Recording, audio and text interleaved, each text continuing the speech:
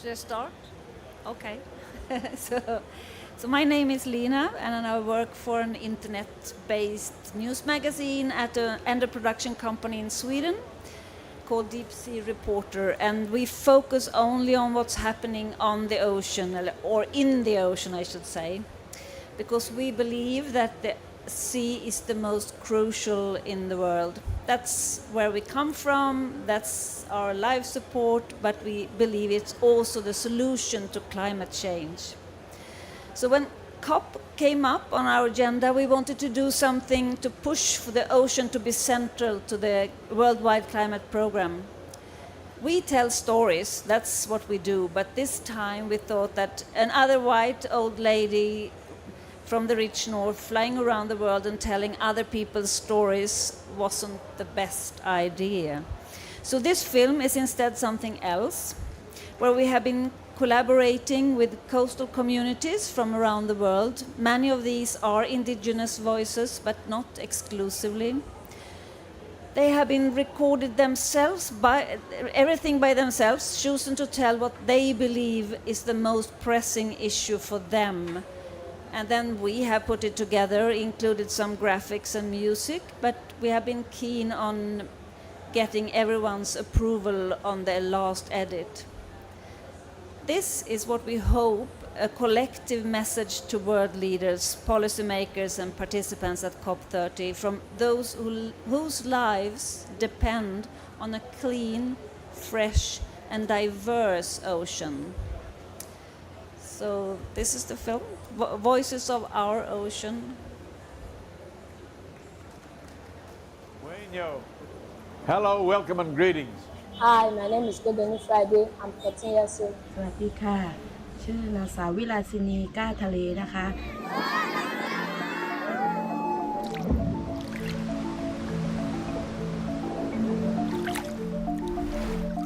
Many things have changed in only 2 generations. Difficult to go get the fish because the water no good. সুন্দরবনে ভয় নিয়ে বাস করতে হচ্ছে This is an important wake-up call. In this fight against climate change, which is the largest existential crisis of our planet and for our species. E quindi però, come la natura ci insegna, facciamo ancora tempo.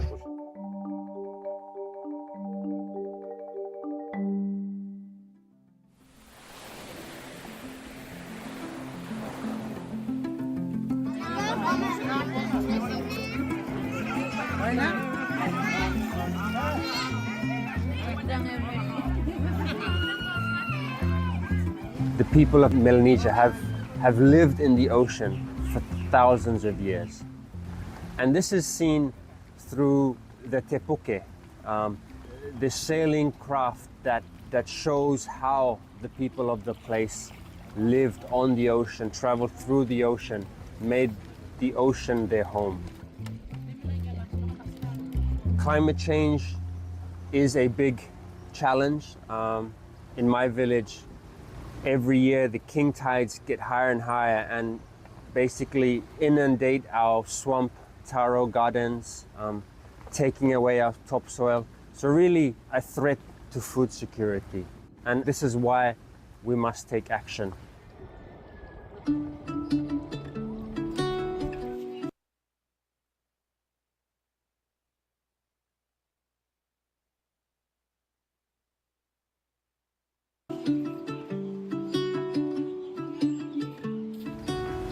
The Melanesian Ocean Reserve is a transformative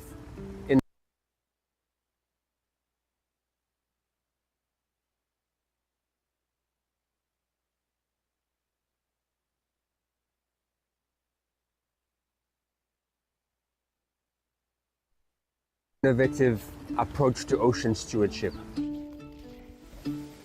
It recognizes the guardianship of the people of the place, so the indigenous people of Melanesia here.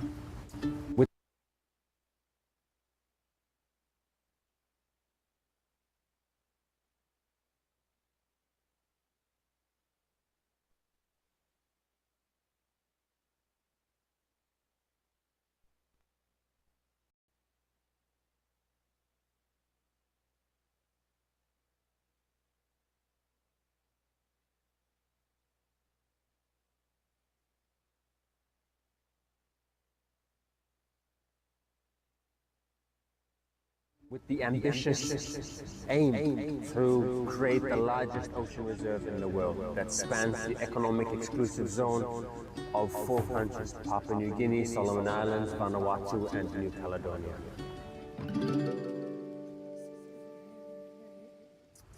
This is important for the world because it shows the world that the people of place, indigenous people, indigenous countries can also come up with initiatives to steward and to guard and protect our planet. We don't always need big international NGOs to come in and tell us what to do. We can use the wisdom of the place to manage and steward and care and guard and protect our ocean.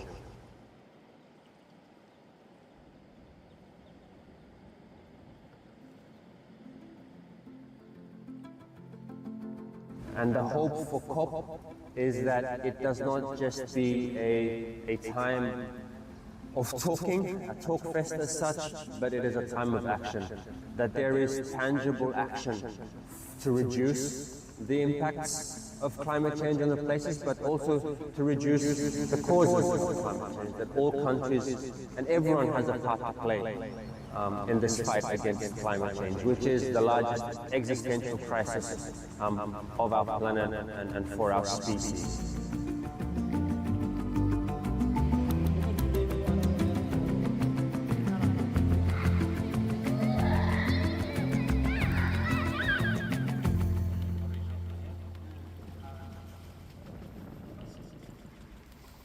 And now we go for night.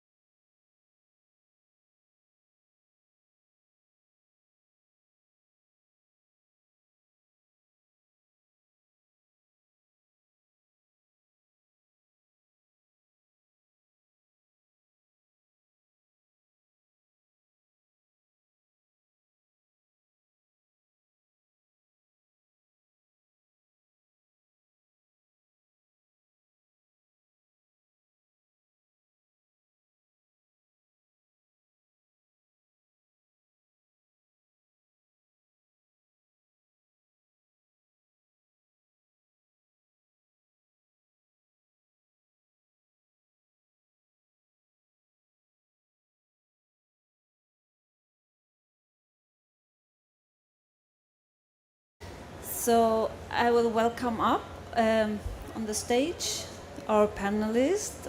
So I'm so happy to introduce Vatosoa Rakodondratsasi.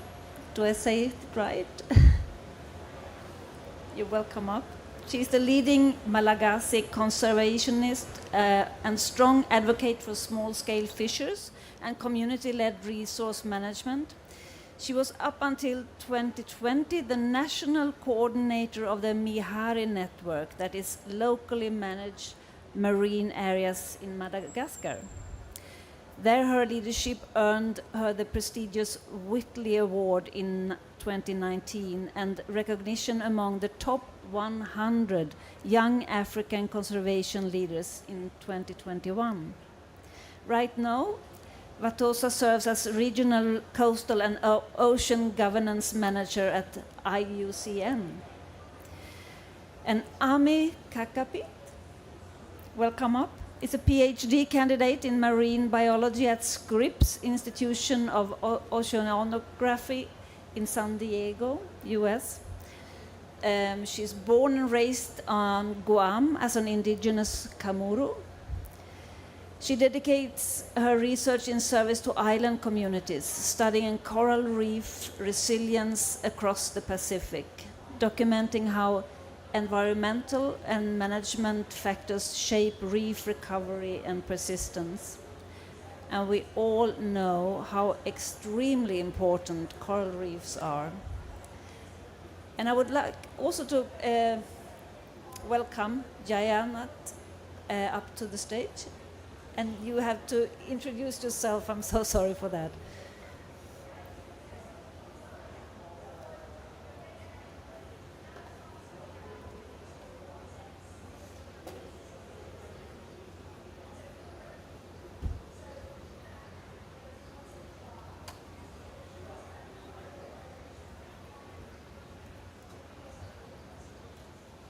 Okay, now. Yeah? Hi. Hi, can I have a spot?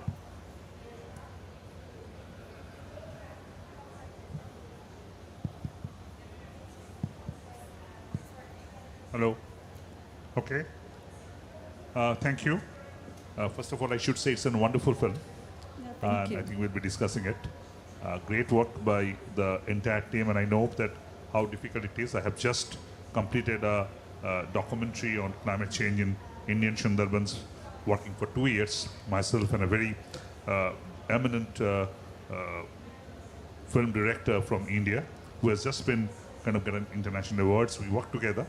But we'll come to that later. Myself, Jayanto Basu, Dr. Jayanto Basu, I'm a journalist, have been working on climate change and environmental issues globally for last close to 20 years, 15, 20 years, and being part of the COP for last 15 years. My first COP was the Copenhagen, and this is the ongoing COP. And I also academician, is a professor in Calcutta University, working with government, with the various kind of institutes on issues, especially on Sundarbans. I've been working on Indian and Bangladesh Sundarban together, and forged a collaboration between India and Bangladesh Sundarban from 2010 with the Minister of India and Bangladesh. I brought them to India, and then the whole process started. So that's it is. I think we can talk more, anybody interested, but I think that's good enough for as of now. Thank you. So Vatosa, I start with you. You saw some small-scale fishers in the film. Is it possible to relate to them in any way? And I also wonder if it's why we should listen to those voices.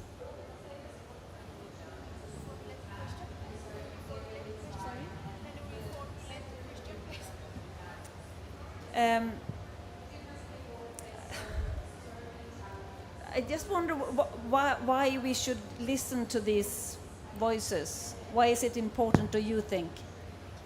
Yeah, thank you. Is there anything to learn from that, or? Yeah, thank you, Lena, for the question, and indeed congratulations for the film. It's always great to hear about the stories of small-scale fishers.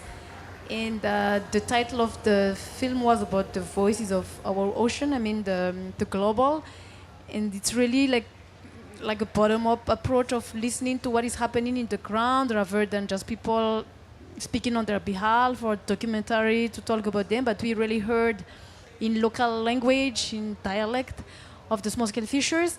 And I think it's good to really learn from them what we've seen, because we really hear about the challenges, what they are proud of, what is their daily life, what are their dreams, what are their ambition. So to answer your question, it's the best way to really know what is happening on the ground. How can we, as NGOs, as donors, as researchers, we can better support those small-scale fishers. So yeah, it's important to really listen from what is happening from them. We didn't see that so much because there was some trouble with the techniques in the beginning, but Edgar in the beginning from the Solomon Island, he has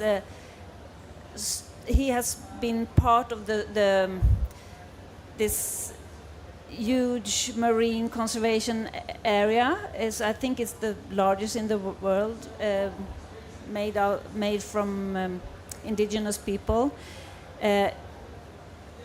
They took their fate in their own hands, could you say?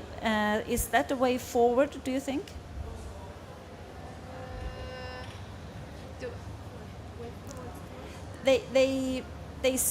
I'm not sure if that was said in this film, but he is saying that he doesn't want really NGOs coming in and telling them what to do.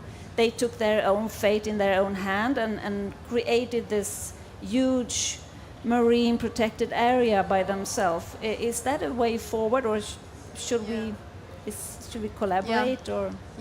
Actually, maybe I will just share about what was doing in Madagascar. We've setting up the locally managed marine areas. Like instead of marine protected area, then we set up something similar, but where the community of the lab and at the front line of decision making, at the front line of conservation and governance. So when we say that it is a local governance, it means that decision making should be from communities. It doesn't mean that NGO should not be involved, but NGO should be supporting, but it is really to give the power to the small-scale fishers. So for me, I think that's really the approach and the best practice that we should, let's support the communities to adopt. So yeah.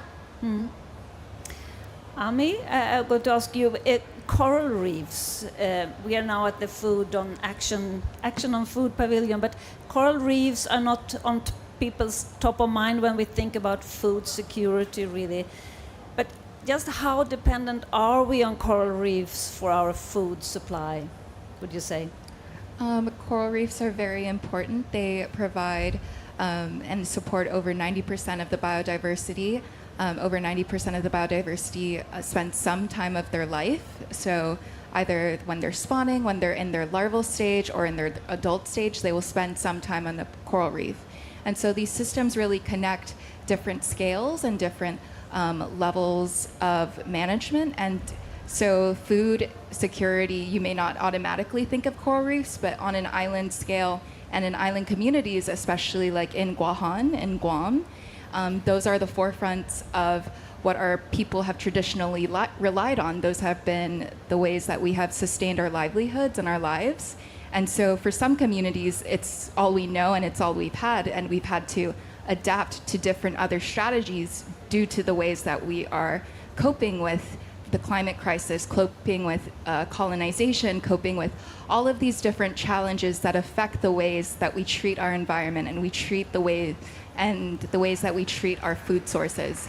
And so although they are not at the minds on a global scale, they're definitely at the heart of certain communities, and I think it's needed to uplift those voices and uplift those stories, just like in the documentary, and we can see how they support them at the community level and how it scales up at the global scale. But in current speed, with the warmer ocean, more acid ocean, we might lose them sooner than we thought. How will we manage without them? I get that question from school children when I talk about coral reefs and when I present with them and they try to imagine a world what would happen if all of our reefs are gone. And I challenge them and I ask them, why reimagine a world where coral reefs flourish? And I like to turn and pivot that question back. And so I don't like to think about the ways where we wouldn't have coral reefs. Coral reefs have outlived humans. They've been on Earth longer than humans. There are more corals in the Indo-Pacific than there are trees in the Amazon. And there's this scarcity mindset behind these natural resources. And I think we like to limit ourselves, and that closes us off from reimagining the solutions and the possibilities we can for upscaling different kinds of initiatives, different kinds of management actions, especially from indigenous communities and indigenous-led programs. And so I would never answer the question, what would we do when coral reefs are gone? I'd like to challenge that perspective. Well, that's good. So, Jayana, you've been spending a lot of time in Sundarban. Could you explain it a little bit for us who haven't been there? I think first we need to know the perspective in Sundarban. Sundarban is a huge area, globally the biggest mangrove forest with tigers, being split between India and Bangladesh. And if you combine India and Bangladesh Sundarban, about 12.5 million people are dependent on Sundarban. So that's a huge number. That's actually being much, much bigger than many of the big countries, so to say. And this Sundarban in both sides are at the acute danger of climate change. Be it the immediate danger of cyclones. The Sundarban area has been witnessing cyclone after cyclone after cyclone for the last couple of decades. Also, the temperature is rising. At the same time, because of this whole climate impact, the Bay of Bengal sea surface temperature is increasing, leading to more salinity. There is erosion, huge amount of erosion, and above all, the people, the socio-economic condition of the people, they are very poor. The poverty is very high. So all in all, if you put everything in the basket, we are talking about a region which is extremely vulnerable at the global benchmark. And Sundarban's sea level rise is one of the highest in the world. So that takes you to a place, a huge number of population with limited resilience and being exposed to an extreme danger. So that's the Sundarban is the scenario. And if you look at Sundarban, this area is being affected. This area, I think, one of the top areas which needs loss and damage support. We have been, as I said, that since 2009-10, India and Bangladesh have been, and a lot of my good friends, I remember immediately Ajit Singh, the former Action Aid head on climate change and all those, all of them are now campaigning for Sundarban of both sides. And I just share a small story for you, how the climate change is affecting we have seen in the film that how these guys are saying that that the area being affected. Sundarban, a lot of people depend on fishery. They go to the forest or near about the forest and camp there and then do the fishery, crab collection, because that's one of the major livelihood for them. What's happening now, as because of the salinity increasing, the fish catch is going down consistently. So the amount of time they earlier used to have to spend to collect certain amount of fish, which is financially viable for them to go to the place, the time is almost doubled or more than doubled.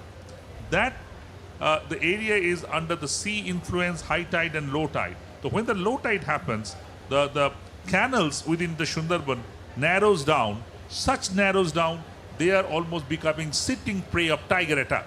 So every year in Indian Sundarban at least, around 30 people die out of tiger attack. And there are areas in Sundarban which is called tiger widow villages. So there are women who are being affected, lost their family members are there. So that's a very difficult situation.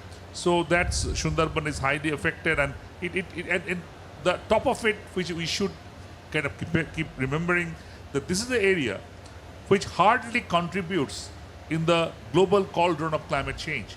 They hardly use energy. Few years back, they didn't even have the formal energy. They were using solar. So this area, which doesn't contribute to the cause of climate change globally, are being most affected, are the most vulnerable. That's the dichotomy. That's the whole problem. So efforts are on to see how the resilience can be improved. But unless the globally and nationally, regionally, politicians and others, and this is a very complex place. NGOs, I think about 300 NGOs work there. Only Indian Sundarban I'm talking about. I have been to Indian Sundarban and Bangladesh Sundarban both for a number of times. The salinity is huge. The people cannot bath for months because of the saline water. So that's the kind of situation. But the scenario is that it needs a long-term support from the global community, from the national community. So that's where we are. Is it only money that is needed? No. Money is only a small part of it. Money it needs a lot of planning. Needs a lot of perspective and global attention. When I say global attention, I'm not talking about money. If you look at the Sundarban's financial situation, it needs money. There's no doubt about that. 5 million people are affected. And the World Bank study is saying that about 25% of them, I'm talking about India only as of now, around 13 to 1.2, 1.3 million are at the doorstep of disaster, climate disaster. So that is support. But more than the money, which needs the recognition. I think people of Sundarban deserve it and demand it, that their threat and their problem should be recognized with the global community who contributed to that. So that's most important. And Sundarban is affected not only by I would say the general loss and damage. It's also being affected by the non-economic loss and damage. I just went to Sundarban, I think about a few months back. I'll be making a presentation tomorrow. There's a side event. There's a generation coming up with fear. I spoke to about, I'd say, 75 to 80 school students in the age group of maybe 12, 13 to 15. And they have witnessed around 4 to 5 major cyclones during their time. In between 2019 and 2021, 2024, there are 5 major cyclones happened in Sundarban. They suffered for it. And when you speak to them, and when you take them in confidence, they will ask a question to you before you question them. Sir or madam, when the next cyclone will come? So that's the obvious question. And they are actually an entire generation under the perpetual fear of climate change and climate change impact. It's unbearable that an entire generation coming up with the fear of climate change, and we are triggering. And when I say we, I'm not only saying the international community, also the areas within India and other areas, urban areas, we are all contributing. Climate change is one thing, but the loss of biodiversity is another thing that is really important, and especially the loss of fish in the sea. So Vetosa, 90% of the ocean is overfished. That is something that is really hard for the small-scale fishermen, for the most part. What do we need to do to protect and restore the abundance of the ocean, do you think? I think I will still share about the LMMA model, the locally managed marine area model that we've developed in Madagascar, because it has been developed indeed, like instead of creating marine protected area, then we really give the power to the local communities to set up their own local marine protected area, and where they can create those LMMA with philosophies. Like LMMA have 4 governance management. One is to create temporary and permanent fisheries closures with octopus or crabs, which means that for 3 months every year, then one species is closed and the local communities are respecting it. The second one is really supporting the communities and encouraging them to create local regulations that all the villages and people living in the area should respect, like the bans of destructive fishing gears. The third one is on mangrove restoration, so empowering the communities to restore mangroves, to do alternative livelihoods also. That is the fourth activity. And then, which means that they won't rely 100% on the ocean, but they can have activities like aquaculture or tourism. So that is something that I think was a good solution. And in Madagascar, we now have 17,000 square kilometers of the country covered by those LMMA. We have more LMMA than MPA, and it's effective. And this is something with my work with IUCN that we are trying to replicate outside Madagascar, in Tanzania, in Kenya, in Mozambique. And I really think that each country should really adopt that concept where communities are at the front line of conservation. They design their own governance management, they design their own rules, and all of us support them. What is needed is for those LMMA and marine community-based natural resources management to be effective is we need the government to legally recognize their rights, because if the rights is not recognized, then it's nothing. And of course, in terms of capacity building, I don't know what is the situation in some countries, but like in my country, for example, we have some small-scale fishers who cannot read, who cannot write.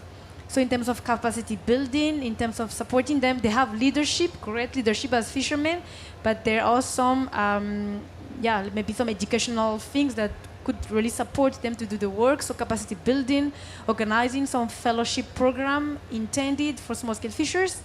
And I would mention lastly the direct access to funding for small-scale fishers, which will really support those communities to take the decision on what kind of financial activity are they interested to set up, and then we really support them in getting the funding to do it. And I would just mention that one key thing for those overfishing to stop and those small-scale fishers to be our allies, our friend, is listening to them, and their needs is not just being forced to protect the marine protected area or restore mangrove. Their needs is to get access to healthcare, access to education for their children, access to information, access to funding. So if we manage to replay to those needs, then I think that it can be a solution for that. That leads me to the question you gave me. How does learning and education influence the way we think of food security, Ami? Yeah, just to echo your points, I think education empowers the mind to see beyond the challenges and the barriers that the present presents and to reimagine the future. 90% of the food in Guam is imported, and we rely on a lot of these imports, whereas traditionally we have over 50 methods of traditional fishing. We have over 50 words that support these management and these practices. And we're losing all of the access to this. We're losing traditional knowledge. And so it's not just these Western frameworks of education that we need to build and uplift, but we also need to uplift the knowledge and the knowledge holders while we still have such a strong presence from our elders, such a strong presence from our ancestors who have passed down all this information through our communities, through these circles. And so building up this ideas and building these institutions, we need to look at how we can build and how we can better connect learning on the university scale, learning on the global scale, but also learning in the communities and being on the ground and listening to what they need, because subsistence fishing, it was managed through reciprocity. Overfishing was not a concept in the Pacific. Overfishing did not happen. We took what we need, and we knew when fish came, we knew when fish spawned, and we're losing all of those connections that brought us to the past and brought us back to our ancestors. And we're trying to cope with that and trying to replace that with these Western frameworks, but we need to find this balance. We need to find equity in these academic systems and in these knowledge systems. And so being open to where your information comes from, being open to your teachers, your educators, I think is super important, especially when you think about these social issues. You think about food security, you think about public health, and you think about the environment. There's intersectionality where you have to recognize the crossovers between these different topics. And so being more open to traditional management, but also realistically scaling and finding all the sources of funding from the federal government in Guam is kind of where we're seeing this balance at the university level, at the state level in Guam. We have this project, Guihan for Guahan, where we're trying to connect fishermen and we're trying to build these networks and relationships where they're bringing the fish, they're taking the photos of the fish, and we're getting biomass information, and we can then create these conversations and show the ways that they're impacting their waters, but also how the world is impacting their waters and how we have to adapt to these changes. And these are non-consensual adaptations. We are just struggling to survive, but this is what we have to do. We have to learn through education.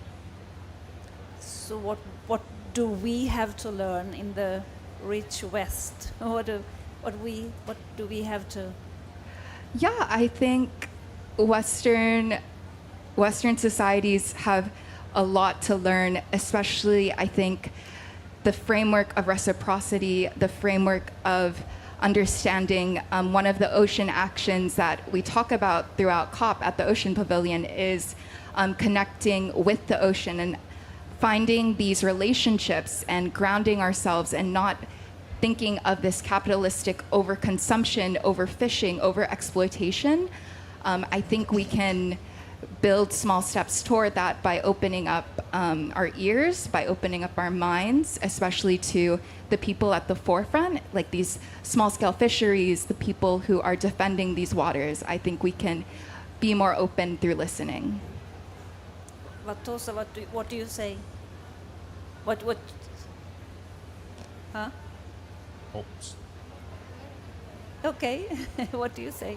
No, I think a very valid point.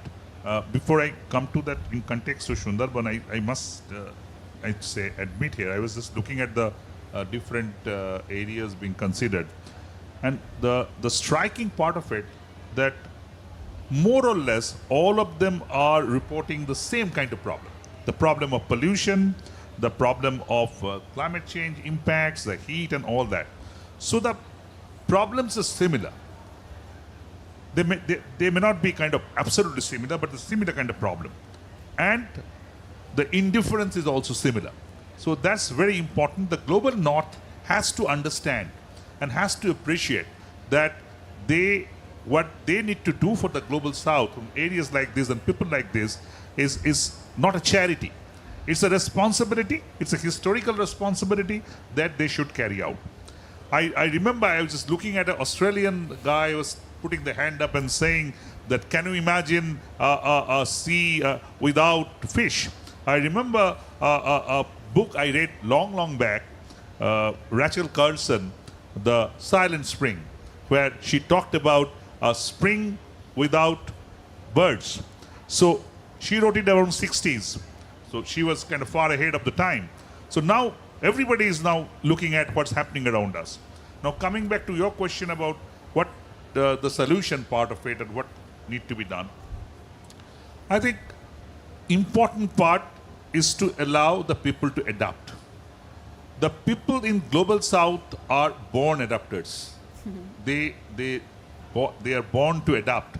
When in a slum you go to an area in South Asia and there's excess rain, you will find they are putting up boards in front of the entry point to stop the water from coming in.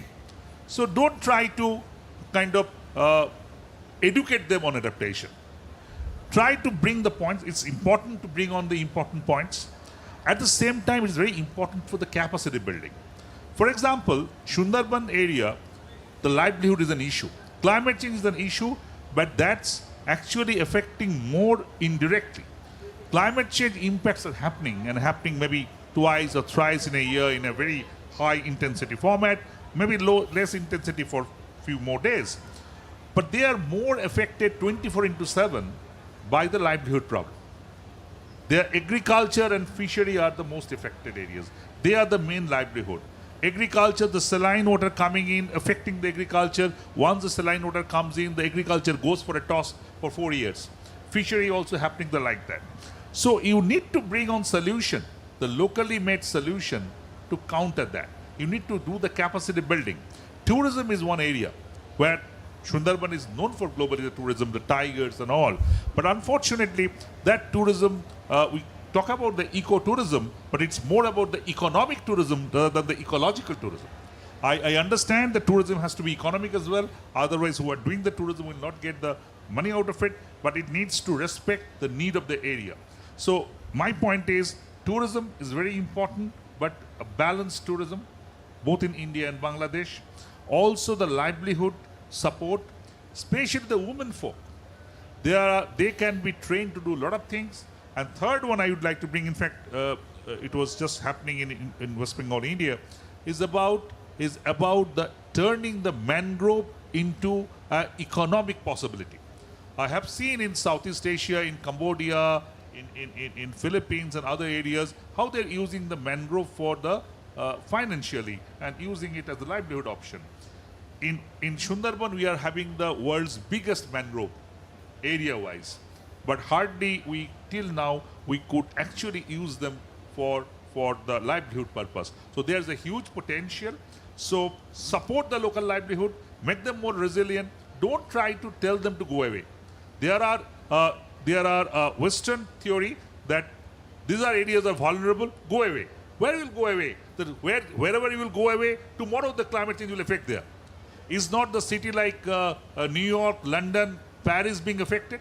Has Paris seen the kind of temperature rise that happened earlier? It is not. So climate change is going to hit everywhere. The poorer are going to suffer more. So don't tell them to go away to some safer place, because there is no safe place. They have to adjust, adapt. The moment they cannot, they will go away themselves. But support them, do the capacity building, make sure their livelihood keeps strong and they can fight it out. Do you agree, Vatosa?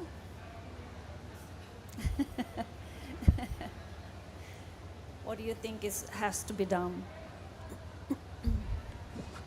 Yeah, I think I've already replied to that. That's why I'm not adding information, but maybe I will just strengthen what I've mentioned about still about the LMMA. That's the model we are working. So that I think that when the community, small-scale fishers, or any country are adopting that approach, then it really can solve all kind of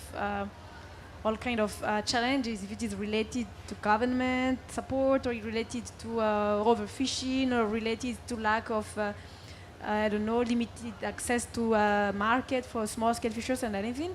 So I think I will just strengthen what I've said about that, and maybe something I wanted just to share before ending my talk is I've mentioned about the LMMA success in Madagascar, and at the moment at COP we have actually presented, introduced and announced the creation of an alliance of LMMA in the Western Indian Ocean, covering other countries in Africa, and where the idea is really to support other countries in terms of those support and strengthening the voices of small-scale fishers and supporting the legal recognition, supporting storytelling especially.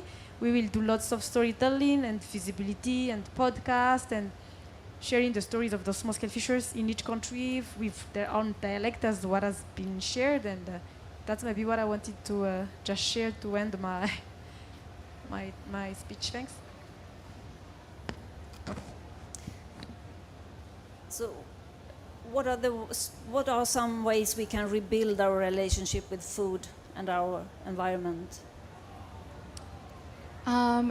Different ways we can rebuild this relationship is by looking at the connections it has with our livelihood, and how, at least in Guam, it strengthens your tradition, it strengthens the culture, and trying to see the gaps in ways that we are persisting off of colonized frameworks or colonized approaches, and kind of recognizing that those are gaps and those are things that have been put in place, those are systems of oppression that have been put in place, and trying to make justice or repair those relationships, finding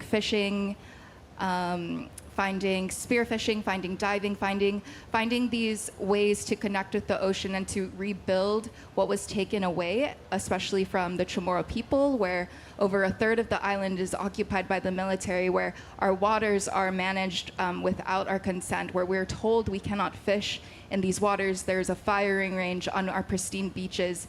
There's ancestral lands being desecrated and being taken away. And I think standing up to those challenges and speaking up, but also trying to ground yourself in management, trying to ground yourself in these practices of how our ancestors used to live through fishing, through these traditional diets, and going back and reverting. Just through this ancestral lens, we can see how the world used to be, and we can see how the world will be through this framework. And so I'm really advocating for these fishermen to get the support while they build this and repair this way of life. I think monetary support is super necessary. We cannot rely on fish if we don't have fish in the ocean. We cannot rely on agriculture if all of our land is taken away. And so we have to recognize the origins of this displacement. We have to recognize the true cause of these challenges, and not just what was lost, but why was this lost and how can we regain back. And I think starting at the community level and scaling up is the only way that we can re-envision ourselves in Guam. Are the Sundarban only affected by climate change, or only, but is it also affected by the biodiversity loss? By? Biodiversity loss, I mean, where is fewer and fewer species. See, basically, Sundarban, as I said on the outset, is being located almost at the lap of Bay of Bengal. So traditionally and historically, Sundarban is affected by cyclones, by extreme weather events. That's nothing new. What is happening now, climate change is piggybacking on the existing threat. That makes it more dangerous, more problematic. So that's what the problem is. And Sundarban is also affected a lot by the biodiversity loss, because within the Sundarban area, there are about 102 islands. I'm talking about Indian Sundarban. There are about 100 odd islands, almost 50-50 being split between the wild islands and also the human habitat islands. So what's happening that when we are talking mainly in terms of human habitat islands, and also the whole kind of people are looking at those islands mainly. But what's happening in the wild islands, when there's something called Amphan has hit in 2021, one of the biggest cyclone in the Bay of Bengal area is a super cyclone, then the entire wild area being affected. So biodiversity loss is happening indefinitely. There's also a pollution component, because Sundarban area receives water and silt from the upstream. So when the Ganges is coming or other rivers are coming, the Ganges system, they are now bringing a lot of pollution into the area. So not only the climate change and the kind of heat that is being produced are affecting, also this pollution factor is affecting. So overall, that's the problem. But one of the biggest problems that Sundarban is facing now is existential, because of the fact that the what we call it, silt coming from the upstream has now kind of reduced a lot. Those of you who are aware of India and Bangladesh, you know we are having something called Farakka Bridge, from where the Ganges flows to Bangladesh, and part of it comes to in Indian part, and there is a lot of silt is being missing. Silt is not coming. So the delta is a delta. So the delta building process being affected. So now there are concerted effort by various governments and as well as World Bank, Asian Development Bank and others to ensure how more silt can come in that area. That's being happening. That's being worked out. But I would say that Sundarban, what needs right now is lot of support, not only financially, but otherwise. People, and there is a huge component of migration. Almost 7 out of 10 families in Sundarban is witnessing migration. They are being migrated various parts of the country, even some even try to go out of the country. But the problem is that they are not happy migrants. They are being pushed away. We may be all migrants. Somebody living in Delhi may aspire to go to New York. That's a normal migration. That's a pull factor. But there's a push factor. They are being pushed out from Sundarban. So during the COVID, we all understood how the U-turn happened. All those guys who went to livelihood have thrown back within a few hours' notice. At the end, I'll just mention in 30 seconds an incident in Sundarban which I think is quite striking. That when Ayla, a very major cyclone, happened in 2009, after that, in part of the Sundarban, which mainly depends on fishery, that area got affected. The water got contaminated. The arable land and the agriculture got affected. So they went to other part of the state, West Bengal, to work in stone crushing units. And about 200 people went. Out of those, as of now, the latest figure, around 150 got affected by silicosis. And those of you who do not know, silicosis is a disease which you aspire to be dead rather than alive. It means that glass particles goes into your respiratory system and completely takes over you. You wish that you die as soon as possible. So those guys got affected. And when I as a journalist, I chased that story. When I went there in they went to 2011, kind of, 10, 11. They came back within 1 year because they got affected. Then when I went there for the first time in 2014, 2 people died. Now the latest figure is about 30 died. And all the people are in the age group of 18 to 30, mostly, having young wives, many of them, very young children. So that's a direct impact of climate change. Are we considering that? So I would say that climate change works in various layers.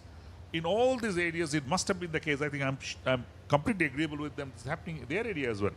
Often we take the extreme part of it and try to work around that.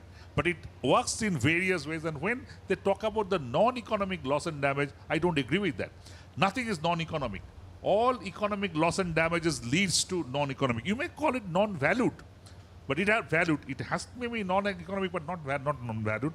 So that's a scenario in Sundarban. I'm sure many of the other areas, they need support. I say recognition of the fact more than the money. I would like to ask you all, do you think that anything will happen until the rich part of the world is really affected by themselves? Is something really going to happen until we up north are affected really on our bones? What we can do? If anything, are we going to? Are these negotiations ever going to happen? Are we really going to help each other out of this climate change until we up north really are affected by it? I mean, there are storms and but we are not affected like. Right. I think that two works in different levels. It's important that we work at our level and we see that how we can do about it. But this negotiation is also really important. It seems that negotiations are sometimes cut off from the reality, but also it's a fact that negotiation kind of opens up windows and doors for them to act. So basically, I think end of the day, both are important. We need to recognize ourselves how to go about it. We need to contribute to the cause. At the same time, this macro level negotiation, which influences the policy, which can lead to loss and damage and other kind of support, is also very important. Thank you. What was it? Sorry, I didn't get it. Was it timeout or?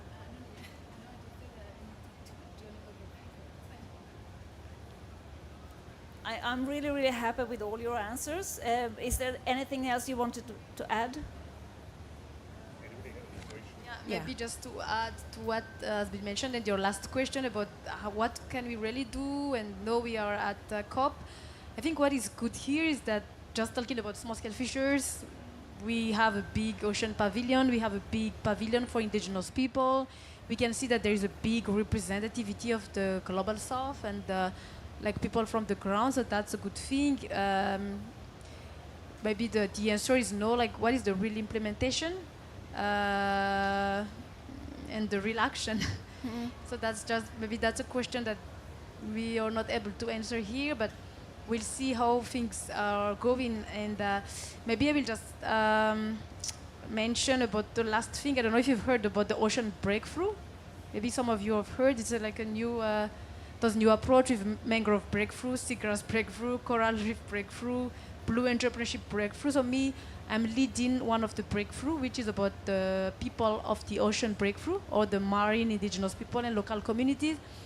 And I can just say that I'm kind of really excited to lead it, because we really have something all about mangrove, corals, ecosystems, but we also have one with really the local guardians, with the people of the ocean breakthrough. And what we are hoping to do with that new breakthrough is really to launch some kind of call to action on what is the paradigm change needed for to provide a better future for small-scale fishers and coastal communities, and that's the idea behind. So, like any discussion at COP or international conference where sometimes we have paperwork things and not really implementation, we really hope that in those kind of APLC-led movement, we can make sure that they're effective and there is implementation. Maybe that's just my conclusion. Yeah, thanks. That's hopeful. Yeah. Yeah, I think the question on whether these negotiations or whether the work that we're all doing, like whether we'll see any action, I think if we start looking at that and we start silencing ourselves, we are conceding to defeat, and we need to keep showing that the work still goes. Indigenous people are still living. You will not silence the work that is just coming through the values of their livelihood. Their existence is their work, and it is their persistence that leads through. And I think it may seem like the end is far, far, far, far in the future, and the actions are just plans and thoughts of a plan. But we need to keep showing that work is still being done, progress is still being made, no matter the scale, no matter the person. And I think these conversations are necessary to promote this momentum, to keep the gears turning. We have science still going on with research, but we also have policy and community engagement. And those gears may not be turning at the same rate, but they are working in tandem with each other. And so we need to support these different communities and listen to ourselves, because once we stop talking about these issues, once we stop talking about the actions being implemented, that's when we will concede to this fight and we will concede to the climate crisis. And I think we cannot do that. And from this COP, I've heard many stories of that not being the case. That's good. Just would like to add one thing, that I think that negotiation, the existing pattern of negotiation is important. When you talk about the global goal of adaptation, when you talk about the just transition, they are going to affect the fate of all these areas directly. So those are very important, the existing pattern of negotiation. But here I would like to bring on an additional component of negotiation. When we are talking about the vulnerable islands, we mostly talk about the island countries. If you talk about AOSIS, the Association of the Small Island Countries. But what about the islands which are not countries, a part of the country, like many of this being talked about? I believe, and it's been some discussion is going on at various platforms, being part of it as well, that we need quite immediately an initiative where the vulnerable islands should come together to demand their quite justified support. Because the moment we are just kind of limiting it with the vulnerable country, as the AOCS, the island countries, the countries like India, like Indonesia, like Thailand, which are not island countries, but having vulnerable islands, they are being out of the equation. So you need a process, you need a system, you need an initiative where these vulnerable islands within the bigger countries can come together and can raise their voice, can share the voice in the global platform like this. As of now, there is no platform like that. That platform has to come. Is there any question that you would like to ask?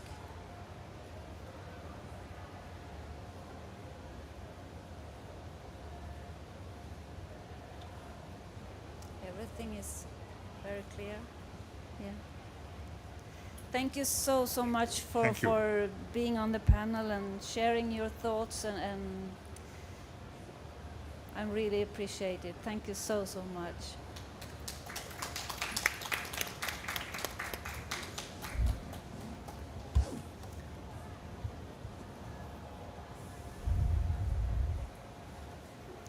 Thank you so much.